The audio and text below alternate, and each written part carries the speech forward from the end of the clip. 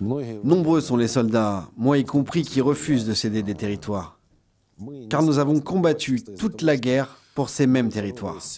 Valentin Bodanov est commandant de char dans la région de Kharkiv. Avant la guerre, il était boulanger, pâtissier, parfois même ouvrier dans le bâtiment. Je ne dirais pas que j'avais la belle vie.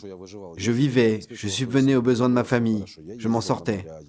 J'allais à la mer, je prenais des vacances. Maintenant, je ne peux plus, car il n'y a nulle part où aller.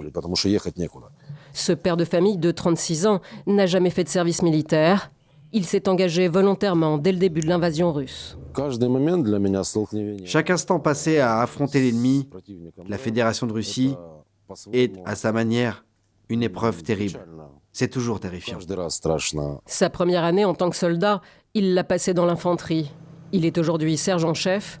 En 4 ans, il a vu le conflit évoluer et se transformer en guerre des drones. Avant, les chars s'affrontaient sur toute la ligne de front. C'était comme un combat de boxe.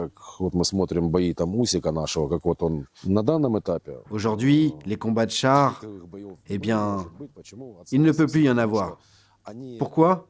Ils n'iront pas très loin découverts. Ils seront criblés par des drones FPV. Peu onéreux, les FPV sont capables de neutraliser des véhicules blindés. Les rares déplacements à découvert se font à toute allure ou sous des filets anti-drones. Quel que soit son type et son utilisation, cette nouvelle arme est devenue indispensable des deux côtés du front. Mais le nombre de drones russes dépasse largement ceux lancés par l'armée ukrainienne. Une supériorité qui n'effraie ni Valentin, ni ses frères d'armes. Nombreux sont les soldats, moi y compris, qui refusent de céder des territoires. Car nous avons combattu toute la guerre pour ces mêmes territoires. Pour Valentin, céder aux revendications russes serait trahir ceux qui sont tombés au combat.